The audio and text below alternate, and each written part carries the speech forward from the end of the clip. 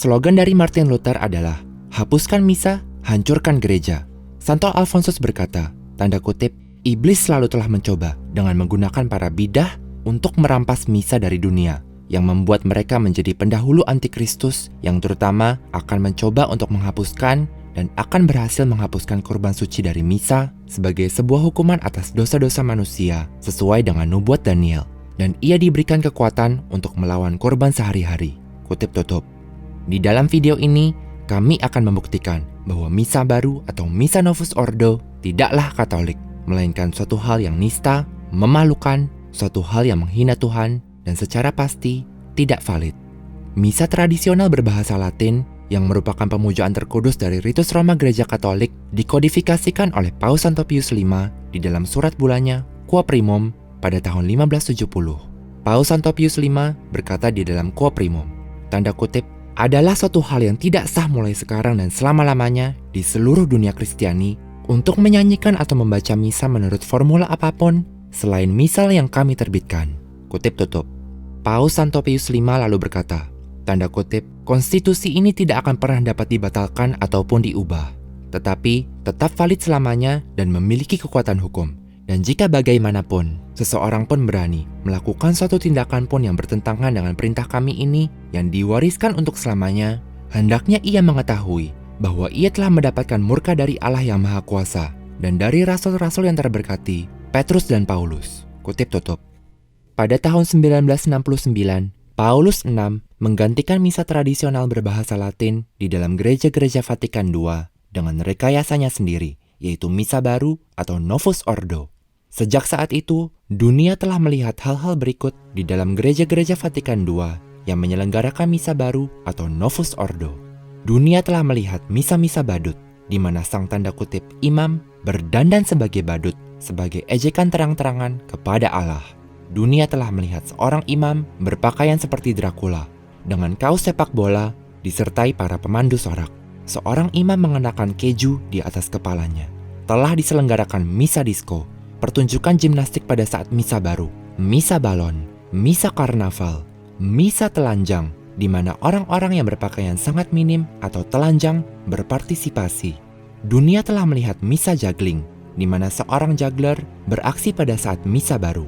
Dunia telah melihat imam-imam menyelenggarakan misa baru dengan keripik, dengan minuman bersoda, di atas kotak kardus, dengan kue kering, dengan teh Cina, disertai pemujaan leluhur, dengan sebuah bola basket yang didribel oleh sang imam sampai ke altar, dengan gitar yang dimainkan secara solo oleh sang imam. Dunia telah menyaksikan misa baru dengan sang imam yang hampir telanjang bulat sewaktu ia menari di sekeliling altar. Dunia telah melihat misa-misa baru dengan imam yang mengenakan kostum penduduk asli yang pagan, dengan sebuah menorah Yahudi di atas altar, dengan sebuah patung Buddha di atas altar, dengan para suster yang membawa persembahan kepada dewi-dewi, dengan lektor dan pembawa persembahan yang mengenakan kostum voodoo satanis. Dunia telah melihat misa baru, di mana terdapat performer yang mengenakan tuxedo dan membuat lelucon. Dunia juga telah melihat konser rock di dalam misa baru dengan gitar dan musik polka, misa baru boneka, misa baru di mana orang-orang berkumpul di sekeliling altar berpakaian seperti setan, misa baru di mana orang-orang melakukan tarian yang tidak senonoh diiringi irama drum besi. Dunia telah melihat misa baru di mana para suster berdandan seperti perawan-perawan untuk dewi pagan untuk memberikan persembahan pagan. Dunia telah melihat misa baru yang mengikut sertakan setiap agama sesat. Telah diadakan misa-misa baru Buddhis, misa-misa baru Hindu dan Muslim, misa-misa baru di mana orang-orang Yahudi dan Unitarian mempersembahkan lilin-lilin kepada dewa-dewi sesat. Ada juga gereja-gereja di mana seluruh kongregasi mengucapkan misa bersama imam, di mana sang imam kadangkala bercakap-cakap dengan para umat dan bukan mengucapkan misa. Apa yang kami telah katalogkan hanyalah sebuah sampel kecil dari hal-hal yang terjadi di setiap dioses di dunia di mana misa baru diselenggarakan. Tuhan kita berkata, dari buahnya lah kamu akan mengenal mereka. Matius 7 ayat 16. Buah-buah dari misa baru benar-benar memalukan, nista, dan musyrik. Hal ini disebabkan oleh karena misa baru itu sendiri adalah misa yang palsu, tidak valid, dan adalah suatu kekejian. Sewaktu misa baru dikeluarkan pada tahun 1969, Kardinal Ottaviani, Bacci, dan beberapa teolog lain menulis kepada Paulus 6. Ingat bahwa apa yang mereka katakan tentang misa baru berkaitan dengan versi Latin, yaitu versi yang dalam tanda kutip paling murni dari misa baru. Penelitian mereka dikenal dengan nama The Ottaviani Intervention atau intervensi Ottaviani. Penelitian mereka menyatakan, tanda kutip, Novus Ordo atau Orde Baru Misa melambangkan secara keseluruhan dan secara rinci penyimpangan yang menonjol dari teologi Katolik tentang misa sebagaimana yang dirumuskan di dalam sesi 22 dari Konsili Trente. Kutip tutup. Mereka dapat melihat dengan jelas bahwa versi Latin dari misa baru adalah penyimpangan yang menonjol dari ajaran Konsili Trente. Dari antara ke-12 doa-doa persembahan di dalam misa tradisional, hanyalah 2 yang dipertahankan di dalam misa baru. Doa-doa persembahan yang dihapuskan adalah doa-doa yang sama yang dihapuskan oleh para bidah Protestan Martin Luther dan Thomas Cranmer. Misa baru dipermaklumkan oleh Paulus 6 dengan bantuan 6 pelayan Protestan. Mereka dapat dilihat di sini. Paulus 6 bahkan mengakui kepada teman baiknya, Jean Guiton, bahwa tujuannya untuk mengubah misa tersebut adalah untuk menjadikannya Protestan. Jean Guiton, sahabat kari Paulus 6, menuliskan, tanda kutip, tujuan Paus 6 berkenaan dengan apa yang sering disebut misa baru adalah untuk mereformasi liturgi Katolik sedemikian rupa sehingga hampir bertepatan dengan liturgi Protestan. Paus 6 memiliki intensi ekumenis untuk menghapus atau mengoreksi atau setidaknya mengendurkan hal-hal yang terlalu Katolik secara tradisional di dalam misa. Dan saya ulangi, untuk menjadikan misa Katolik mirip dengan misa Calvinis. Maka, Paulus 6 menghapus apa yang terlalu Katolik di dalam misa. Suatu penelitian yang membandingkan proprium dan doa-doa misa tradisional dengan misa baru menunjukkan sebuah pembantaian terhadap iman tradisional. Buku misal tradisional mengandung 1182 doa. Sekitar 760 dari doa-doa tersebut ditiadakan sama sekali di dalam misa baru. Dari sekitar 36% dari doa-doa yang tersisa, para pengubahnya merombak lebih dari separuhnya sebelum memasukkan doa-doa tersebut ke dalam buku misal yang baru. Maka, hanya sekitar 17% dari doa-doa misa tradisional tetap tidak terjamah di dalam misa baru. Hal yang juga menonjol adalah isi dari revisi-revisi atas doa-doa tersebut. Doa-doa tradisional yang menggambarkan konsep-konsep berikut secara khusus dihapuskan dari buku misal baru. Kebejatan dosa, jerat-jerat kejahatan, pelanggaran berat dosa, jalan kebinasaan, ketakutan di depan murka Allah, kemarahan Allah, Sang Raja Ilahi, kerasnya hati kita, kelemahan-kelemahan jiwa kita, kehendak kita yang lemah, kekuatan dari kebiasaan buruk kita, konkupisенsi daging dan mata, ledakan amarahnya, beban kejahatan, godaan-godaan, pikiran-pikiran yang jahat, bahaya-bahaya yang mengancam jiwa, musuh dari jiwa dan raga. Doa-doa yang menyebutkan hal-hal berikut juga dihapuskan. Waktu kematian, dirampasnya surga dari seseorang, kematian yang kekal, hukuman yang abadi, rasa sakit neraka dan apinya. Hal-hal yang ditekankan agar dihapuskan dari misa baru adalah doa-doa yang menggambarkan konsep-konsep berikut. Penjauhan diri dari dunia, doa-doa untuk orang yang sudah meninggal, iman yang sejati, dan terdapatnya bidah, rujukan-rujukan kepada militan gereja, manfaat karya-karya Santo Santa, mukjizat-mukjizat, dan neraka. Seseorang dapat melihat hasil dari pembantaian iman tradisional dengan melihat proprium misa baru. Misa baru penuh dengan penistaan, pencemaran, dan kekejian-kekejian yang paling konyol yang dapat dibayangkan karena misa baru mencerminkan agama sesat yang telah meninggalkan iman Katolik tradisional. Agama sesat yang dicerminkan oleh misa baru adalah salah satu alasan mengapa misa baru sangatlah hampa. Itulah mengapa buah-buahnya sangatlah gersang, tandus, dan sangatlah buruk. Agama yang dipraktikkan di dalam gereja-gereja di mana misa baru dirayakan adalah secara singkat sebuah penistaan total dan penyembahan manusia yang hampa. Bahkan, Dietrich von Hildenbrand, seorang pendukung agama Vatikan II, mengatakan hal berikut tentang misa baru. Tanda kutip, memang seakan-akan salah satu iblis di dalam buku C.S. Lewis, The Screwtape Letters, telah dipercayakan untuk menghancurkan liturgi. Ia tidak dapat melakukannya dengan lebih baik lagi. Kutip tutup.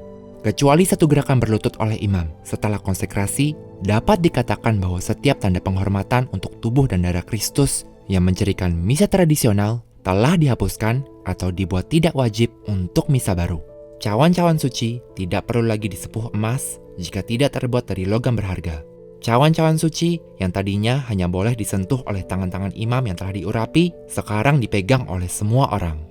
Para imam sering berjabatan tangan sebelum membagikan hosti. Pedoman umum untuk misa baru juga menyatakan bahwa altar-altar tidak lagi perlu dibuat dari batu alami, bahwa batu altar yang berisi relikwi-relikwi martir-martir tidak lagi diwajibkan.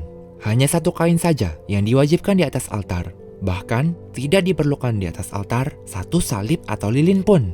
Tidak satu pun dari hal-hal yang diwajibkan yang dibentuk selama 2000 tahun untuk membuat altar misa menjadi pantas terdapat di dalam misa baru. Sewaktu para Protestan memisahkan diri dari gereja Katolik di Inggris pada abad ke-16, mereka mengubah misa untuk mencerminkan kepercayaan-kepercayaan mereka yang sesat. Altar-altar digantikan dengan meja-meja. Bahasa Latin digantikan dengan bahasa Inggris. Patung-patung dan ikon-ikon disingkirkan dari gereja-gereja. Injil terakhir dan doa pengakuan dosa dihapuskan. Komuni dibagikan di dalam tangan. Perubahan-perubahan lain pun dibuat. Misa diucapkan dengan lantang dan menghadap kongregasi. Musik tradisional disingkirkan dan digantikan dengan musik baru. 3/4 dari para imam di Inggris mengikuti ibadat baru.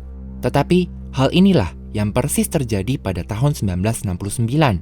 Sewaktu Paulus VI mempermaklumkan misa baru, yaitu Novus Ordo Missae atau Misa Orde Baru. Persamaan antara buku doa Anglikan tahun 1549 dan misa baru sangatlah mencolok. Seorang ahli mencatat, tanda kutip, cara terbaik untuk mengukur cakupan penyimpangan di dalam Misa Novus Ordo dari Teologi Konsili Trente adalah dengan membandingkan doa-doa yang dihapuskan dari liturgi oleh konsilium dengan doa-doa yang dihapuskan oleh sang bidah Thomas Cranmer. Kebetulan ini bukan hanya mencolok, kebetulan ini menyeramkan, kebetulan ini kenyataannya tidak mungkin adalah satu kebetulan. Kutip tutup. Untuk menekankan kepercayaan yang sesat bahwa misa bukanlah sebuah kurban, melainkan hanyalah sebuah santapan, para Protestan menggantikan altar dengan meja. Kepala bidah Protestan berkata, tanda kutip, bentuk dari meja akan mengubah pikiran penuh takhayul orang-orang yang sederhana tentang misa papis, agar mereka mengikuti penggunaannya yang benar untuk perjamuan makan Tuhan. Karena altar digunakan untuk membuat kurban di atasnya, meja digunakan orang untuk makan. Kutip tutup. Martir Katolik dari negara Wales, Richard Gwyn, menyatakan sebagai protes terhadap perubahan ini. Tanda kutip, altar digantikan dengan sebuah meja yang menyedihkan. Kristus digantikan dengan roti. Kutip tutup. Dan Santo Robertus Bellarminus berkomentar, tanda kutip, sewaktu kami memasuki bait-bait para bidah, di mana hanya terdapat sebuah kursi untuk berkhotbah dan sebuah meja untuk membuat santapan, kami sendiri merasa hanya memasuki aula yang profan dan bukan rumah Allah. Kutip tutup. Tetapi, seperti ibadat-ibadat para revolusioner Protestan, misa baru diselenggarakan di atas sebuah meja. Buku doa Anglikan tahun 1549 juga disebut Perjamuan Makan Tuhan dan Komuni Kudus yang secara umum dikenal sebagai misa.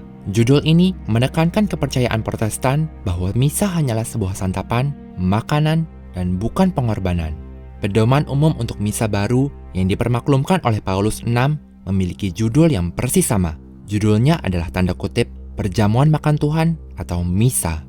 Martin Luther berkata, tanda kutip, misa bukanlah kurban. Anda dapat menyebutnya pemberkatan, ekaristi, meja Tuhan, perjamuan makan Tuhan, peringatan akan Tuhan, atau apapun yang Anda sukai, selama Anda tidak mengotorinya dengan kata kurban. Kutip tutup. Buku doa Anglikan tahun 1549 menghapus dari misa mazmur yang berjudul Adililah Aku Ya Allah, oleh karena rujukannya kepada altar Allah. Mazmur ini juga dihapuskan di dalam misa baru. Buku doa Anglikan tahun 1549 menghapus dari misa doa yang dimulai dengan hapuskanlah dosa kami, karena doa tersebut mengingatkan akan korban. Doa ini juga dihapuskan di dalam misa baru. Doa yang dimulai dengan kami memohon kepadamu ya Tuhan, merujuk kepada relikwi-relikwi para martir di dalam altar batu. Doa ini telah dihapuskan di dalam misa baru. Di dalam buku doa Anglikan tahun 1549, Introit, Kyrie, Gloria, Collecta, Epistola, Injil, dan Syahadat dipertahankan. Semua ini telah dipertahankan di dalam misa baru. Di dalam buku doa Anglikan tahun 1549, dialog Marilah mengarahkan hati kepada Tuhan, Prefasi, dan Sanctus dipertahankan. Doa-doa tersebut juga tetap ada di dalam misa baru. Harus dicatat pula bahwa doa persembahan di dalam misa baru yang bermula dengan Terpujilah Engkau ya Tuhan Allah semesta alam diambil dari doa meja Yahudi. Di dalam buku doa Anglikan tahun 1549, doa yang setara dari doa yang bermulai dengan semoga percampuran dan konsekrasi tubuh dan darah telah dihapuskan. Sangatlah menarik bahwa hanya sebuah versi yang telah diubah dari doa ini telah dijaga di dalam misa baru, di mana kata konsekrasi yang penting telah dihapuskan. Buku doa Anglikan tahun 1549 meninggalkan disiplin ritus Roma yang membagikan komuni dalam satu jenis dan berubah untuk membagikan komuni dalam kedua jenis. Di dalam misa baru, komuni dalam dua jenis dibagikan di dalam berbagai tempat di dunia. Versi tahun 1552 dari buku doa Anglikan berpesan agar komuni diberikan di dalam tangan untuk menandakan bahwa roti tersebut hanyalah roti biasa dan bahwa sang imam tidak berbeda secara esensi dengan orang awam. Misa baru membagikan komuni di dalam tangan hampir di seluruh tempat di dunia. Dan bahkan lebih parah dari Cranmer, mengizinkan para penerima komuni untuk berdiri dan menerima komuni dari pelayan awam. Doa-doa di dalam misa tradisional yang dimulai dengan, "Ya Tuhan, buatlah agar kami menjaga dengan hati murni," dan "Semoga tubuhmu yang telah kuterima ya Tuhan," adalah rujukan terang-terangan kepada kehadiran nyata Kristus di dalam Ekaristi. Kedua doa ini telah dihapuskan di dalam misa baru. Doa yang bermula dengan, "Sudilah menerima, ya Allah Tritunggal Maha Kudus, ketaatan dari pelayananku," adalah doa setelah komuni yang paling tidak berkenan kepada para Protestan, oleh karena rujukannya kepada kurban propisiasi. Martin Luther dan Cranmer di dalam buku doa Anglikannya menghapuskan doa tersebut. Atas teladan mereka, doa tersebut dihapuskan di dalam misa baru. Marilah membahas Injil terakhir, yaitu yang menutup misa tradisional. Jika Injil terakhir yang menutup misa tradisional diikutsertakan di dalam misa baru, maka misa baru akan bertentangan dengan pola ibadat Protestan yang menutup dengan pemberkatan. Maka Injil terakhir tidak diikutsertakan di dalam misa baru. Doa-doa setelah misa tradisional, doa-doa Leonin, termasuk Salam Maria, Salam ya Ratu, Ya Allah perlindungan kami, doa kepada Santo Mikael, dan doa kepada Hati Kudus Yesus, merupakan secara praktik bagian yang penting dari liturgi. Kelima doa yang kurang cocok dengan Protestantisme tidak dapat ditolerir. Seluruh doa tersebut telah dihapuskan di dalam misa baru. Dengan mempertimbangkan hal ini, bahkan Michael Davis setuju, tanda kutip, tidak dapat diperdebatkan lagi bahwa ritus Roma telah dihancurkan. Di dalam misa Requiem Novus Ordo atau misa untuk orang-orang yang telah meninggal, kata jiwa bahkan tidak disebutkan sekalipun. Di samping fakta bahwa misa baru adalah sebuah ibadat Protestan, terdapat pula fakta bahwa gereja-gereja Novus Ordo memiliki kemiripan yang menonjol dan tidak terpungkiri dengan loji-loji Freemason. Lihatlah gambar-gambar berikut. Ini adalah sebuah loji Freemason. Berikut adalah sebuah gereja Novus Ordo. Keduanya hampir tidak dapat dibedakan. Keduanya berpusat kepada manusia, di mana tahta dari sang pemimpin acara berada di tengah dengan aksen berbentuk lingkaran. Hal ini mungkin disebabkan oleh karena arsitek utama dari Misa Baru Paulus VI adalah Annibale Bugnini, yang adalah seorang Freemason. Bugnini adalah ketua dari konsilium yang membuat konsep dari Misa Baru Paulus VI. Bugnini menerima inisiasi masuk loji Freemason pada tanggal 23 April 1963 menurut sebuah daftar Mason pada tahun 1976. Pada tanggal 19 Maret 1965, Uskup Agung Bugnini menyatakan, tanda kutip, "Kita harus mengenyahkan dari doa-doa Katolik serta liturgi Katolik kita segala hal yang dapat menjadi penghalang untuk saudara-saudara kita yang terpisahkan, yaitu para Protestan," kutip tutup. Tetapi masalah yang paling besar dari misa baru adalah misa ini tidak valid. Yesus Kristus tidak hadir di dalam misa baru karena misa baru telah mengubah kata-kata konsekrasi. Sebuah sakramen dikatakan valid jika sakramen tersebut berlangsung. Sakramen Ekaristi itu valid jika roti dan anggur menjadi tubuh, darah, jiwa, dan keilahian sejati Yesus Kristus.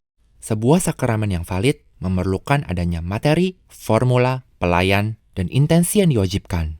Paus Eugenius IV, Konsili Florence, 1439, tanda kutip, semua sakramen-sakramen ini terdiri dari 3 elemen, yakni benda-benda sebagai materi, kata-kata sebagai formula, dan pribadi dari pelayan yang memberikan sakramen dengan intensi untuk melakukan apa yang gereja lakukan.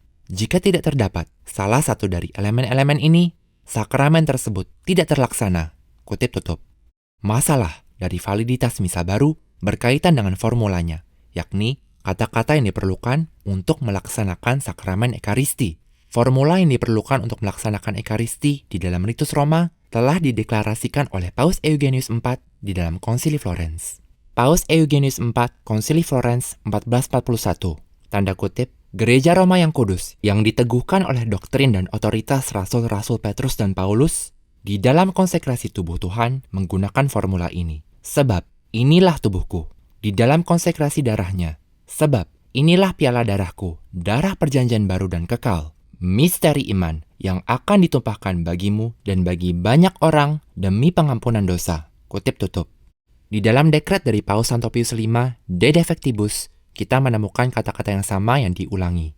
Paus Santo Pius V, De Defectibus, tanda kutip, kata-kata konsekrasi yang merupakan formula dari sakramen ini adalah sebagai berikut. Sebab, inilah tubuhku, dan sebab, inilah piala darahku, darah perjanjian baru dan kekal. Misteri iman yang akan ditumpahkan bagimu dan bagi banyak orang demi pengampunan dosa. Jikalau seseorang menghapuskan atau mengubah suatu hal pun di dalam formula konsekrasi tubuh dan darah dan dalam perubahan kata-kata tersebut, rumusan yang baru tersebut akan gagal untuk memiliki arti yang sama, ia tidak akan mengonsekrasikan sakramen tersebut. Kutip tutup. Ajaran ini terpampang di depan semua buku misal Altar Roma dari tahun 1570 sampai 1962. Kita bisa melihat bahwa kata-kata yang sama yang disebutkan oleh Konsili Florence dideklarasikan sebagai perlu oleh Paus Santo Pius V. Inilah mengapa semua kata-kata konsekrasi tersebut dibuat tebal di dalam buku misal Altar Roma tradisional, dan mengapa misal Roma menginstruksikan para imam untuk memegang piala sampai seluruh kata-kata tersebut sudah diucapkan. Ajaran Paus Santo Pius V berkata bahwa jika kata-kata konsekrasi tersebut diubah sehingga artinya menjadi berbeda, sang imam tidak membuat sakramen tersebut terlaksana. Di dalam misa baru, kata-kata konsekrasi telah diubah secara drastis dan artinya telah diubah. Pertama, versi Latin orisinal dari misa baru telah menghapuskan kata-kata mysterium fidei atau misteri iman dari kata-kata konsekrasi. Hal ini menyebabkan sebuah keraguan yang besar karena Mysterium Fidei adalah bagian dari formula ritus Roma. Walaupun kata-kata Mysterium Fidei bukanlah bagian dari formula konsekrasi beberapa ritus Timur, kata-kata ini telah dideklarasikan sebagai bagian dari ritus Roma. Kata-kata tersebut juga ditemukan di dalam beberapa ritus Timur. Paus Innocentius III dan Kanon Misa juga menyatakan bahwa kata-kata Mysterium Fidei diberikan oleh Yesus Kristus sendiri. Kata-kata misteri iman di dalam konsekrasi merupakan rujukan yang jelas kepada kehadiran nyata Kristus di dalam Ekaristi. Kata-kata ini juga telah dihapuskan oleh sang bidah Thomas Cranmer di dalam buku doa Anglikan tahun 1549 karena rujukannya yang jelas kepada kehadiran nyata Kristus di dalam Ekaristi. Sewaktu para bidah menghapuskan kata-kata dari satu ritus yang menyebabkan pertentangan dengan arti yang dimaksudkan dari ritus tersebut, penghapusan tersebut menyebabkan sebuah keraguan. Misa baru itu jahat karena misa baru mengaku sebagai misa sejati yang padahal sebenarnya bukan. Maka seorang Katolik tidak boleh menghadiri misa baru di bawah ancaman dosa berat. Mereka yang tetap melakukannya akan kehilangan jiwa mereka. Mereka yang berkeras kepala menghadiri ibadat yang tidak valid ini melakukan penyembahan berhala karena mereka menyembah sepotong roti. Yesus Kristus tidaklah hadir di sana. Hosti Novus Ordo hanyalah semata-mata sepotong roti dan bukan tubuh, darah, jiwa, dan keilahian Tuhan kita. Gereja telah selalu mengajarkan bahwa untuk menerima sakramen yang diragukan, yang menggunakan materi atau formula yang diragukan adalah suatu dosa berat. Faktanya, dekret Kementerian Suci dari Paus Innocentius XI pada tanggal 4 Maret 1679 mengecam ide bahwa para Katolik dapat menerima sakramen-sakramen yang kemungkinan valid. Dan misa baru bukan hanya diragukan, tetapi tidak valid. Misa baru bahkan lebih buruk dari ibadat Protestan. Misa baru adalah sebuah kekejian yang memalsukan kata-kata Yesus Kristus dan iman Katolik. Inilah mengapa buah-buah dari misa baru begitu buruk, begitu busuk, begitu jahat, dan amat berbahaya terhadap iman. Terdapat kemiripan yang begitu mencolok antara misa baru dan ibadat yang ditetapkan oleh Cranmer setelah reformasi Protestan. Paus Santo Pius V mengatakan kepada para Katolik pada waktu itu bahwa mereka dilarang untuk menghadiri ibadat-ibadat semacam itu. Faktanya, banyak dari mereka memilih untuk mati daripada menghadiri gereja-gereja semacam itu, di mana bentuk doa Cranmer diucapkan, Jika orang-orang Katolik sejati memilih untuk mati daripada menghadiri misa seperti Misa Novus Ordo, tanggapan umat haruslah sama pada masa ini. Ritus imamat baru. Ritus baru dari sakramen imamat disetujui dan diberlakukan oleh Paulus VI pada tanggal 18 Juni 1968. Informasi berikut sangatlah penting untuk diketahui semua orang Katolik karena hal tersebut bersangkutan dengan validitas daripada dasarnya semua tanda kutip imam yang ditahbiskan di dalam struktur dioses sejak sekitar tahun 1968. Dan oleh karena itu, menyangkut validitas pengakuan dosa dan misa indult yang tidak terhitung jumlahnya dan sebagainya. Di dalam ritus imamat yang baru, Paulus VI menghapus salah satu dari kata-katanya, yaitu kata ut dari formula yang telah dinyatakan sebagai diperlukan untuk validitas dari sakramen imamat oleh Paus Pius XII di dalam konstitusi apostoliknya yang disebut Sacramentum Ordinis 30 November 1947. Perubahan yang dilakukan oleh Paulus VI ini menyebabkan suatu keraguan bila mana ritus imamat baru itu valid. Tetapi perubahan yang menghapuskan salah satu dari kata-kata dari formula yang diperlukan tersebut bukanlah satu-satunya masalah dari ritus imamat baru yang dipermaklumkan oleh Paulus VI. Poin-poin berikut sama pula pentingnya, karena walaupun sakramen imamat diinstitusikan oleh Tuhan kita Yesus Kristus, sakramen tersebut tidaklah diinstitusikan oleh Tuhan kita dengan sebuah formula yang spesifik. Maka, formula dari kata-kata di dalam sakramen imamat diberikan arti dan kepentingannya lewat ritus serta upacara-upacara di sekelilingnya. Di dalam bulannya yang terkenal, Apostolicae Curae 13 September 1896, Paus Leo XIII secara khidmat menyatakan bahwa tahbisan Anglikan tidak valid. Hal ini berarti bahwa sekte Anglikan tidak memiliki imam ataupun uskup yang valid. Paus Leo XIII, Apostolicae Curae 13 September 1896. Tanda kutip, kami mengumumkan dan menyatakan bahwa penahbisan yang dilaksanakan sesuai ritus Anglikan telah dan adalah secara mutlak batal dan sama sekali tidak valid. Kutip tutup. Dalam membuat pernyataan khidmat ini, harus dimengerti bahwa Paus Leo XIII tidak membuat tahbisan Anglikan menjadi tidak valid. Tetapi, ia menyatakan bahwa tahbisan tersebut tidak valid akibat kecacatan di dalam ritusnya. Tetapi, apakah kecacatan-kecacatan atau masalah yang dilihat oleh Leo XIII di dalam ritus Anglikan yang menyebabkan ketidakvalidannya? Paus Leo XIII, Apostolicae Curae, 13 September 1896. Tanda kutip, kami hanya akan mengutip salah satu dari berbagai alasan yang menunjukkan betapa formula dari ritus Anglikan tidak cukup untuk tujuan yang harus dicapai. Alasan ini lebih utama daripada alasan-alasan lainnya. Di dalam formula ini, telah dihapuskan hal-hal yang memberikan jabatan dan tugas imamat di dalam ritus Katolik. Oleh karena itu, formula tersebut tidak dapat dianggap tepat ataupun cukup untuk sakramen tersebut, sebab formula tersebut menghapuskan hal yang harus ditandakannya secara pokok. Kutip tutup. Paus Leo XIII, Apostolicae Curae, tanda kutip, sakramen penahbisan dan sacerdosium atau imamat yang melaksanakan kurban sama sekali dihapuskan dari ritus Anglikan. Konsekrasi keuskupan dari ritus yang sama tidak menganugerahkan imamat sama sekali, dan oleh karena itu, keuskupan tersebut pun tidak dapat dianugerahkan secara benar dan valid. Kutip tutup. Paus Leo XIII, Apostolicae Curae, tanda kutip, untuk alasan ini, di seluruh penahbisannya, bukan hanya tidak terdapat rujukan yang jelas tentang kurban, tentang konsekrasi, tentang sacerdosium, atau imamat yang melaksanakan kurban. Tetapi, seperti yang kami telah sebutkan, setiap bekas dari hal-hal tersebut yang telah terdapat di dalam doa-doa ritus Katolik yang sebelumnya tidak mereka tolak seluruhnya, telah dihapuskan dan dihilangkan secara sengaja. Dengan demikian, terwujud dengan jelas karakter dan semangat asli dari penahbisan tersebut. Kutip tutup. Hal-hal yang digambarkan oleh Paus Leo XIII tersebut yang merupakan kecacatan dari ritus imamat Anglikan, yaitu penghapusan sistematis dari tiap-tiap rujukan kepada kurban di dalam misa, konsekrasi, dan imam sejati yang melaksanakan kurban, merupakan hal-hal yang persis terjadi di dalam ritus imamat baru yang dipermaklumkan oleh Paulus VI.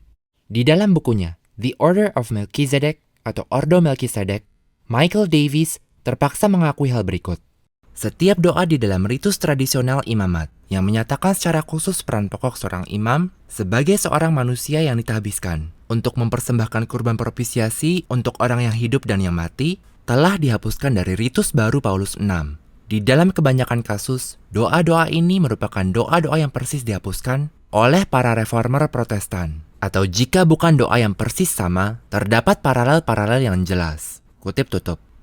Tidak terdapat satupun doa wajib di dalam ritus imamat yang baru yang membuat jelas bahwa pokok dari imamat Katolik adalah pemberian kekuatan untuk mempersembahkan kurban misa dan untuk melepaskan manusia dari dosa-dosa mereka. Dan bahwa sakramen tersebut memberikan sebuah karakter yang membedakan seorang imam bukan hanya di dalam derajat, tetapi juga secara esensi dari orang awam. Tidak terdapat kata di dalamnya yang tidak sesuai dengan kepercayaan Protestan. Kutip tutup.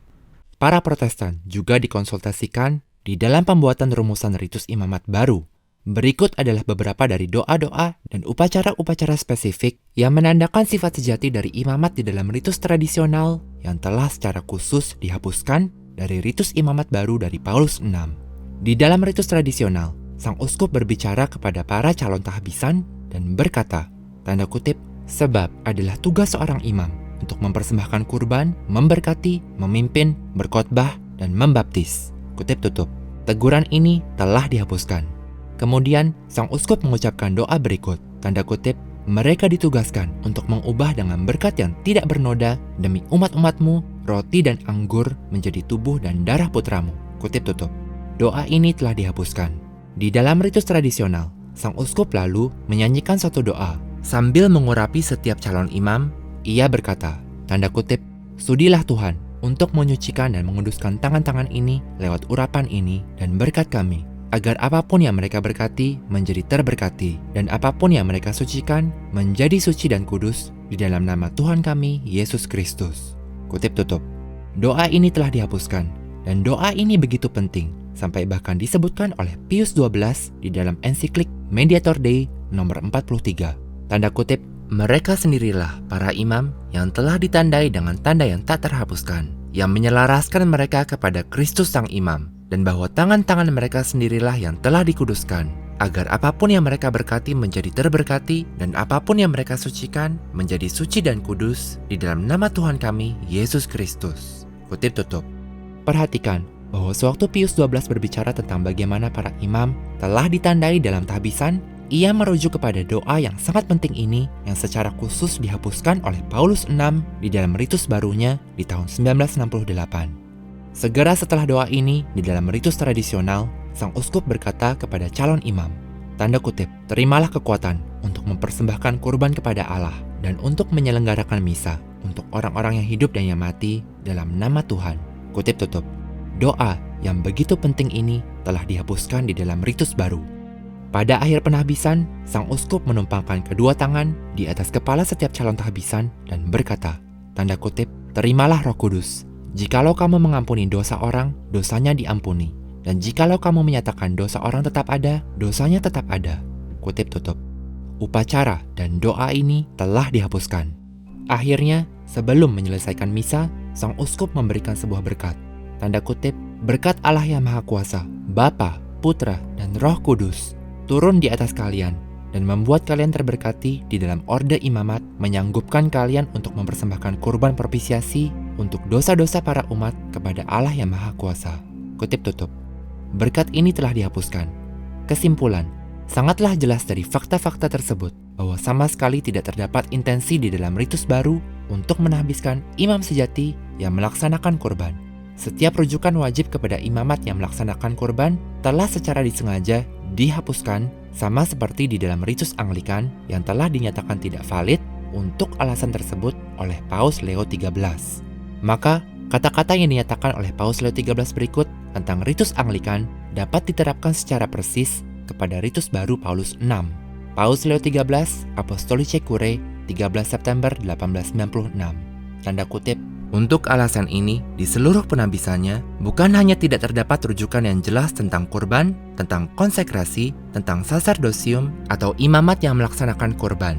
Tetapi, seperti yang kami telah sebutkan, setiap bekas dari hal-hal tersebut yang telah terdapat di dalam doa-doa ritus Katolik yang sebelumnya tidak mereka tolak seluruhnya, telah dihapuskan dan dihilangkan secara sengaja.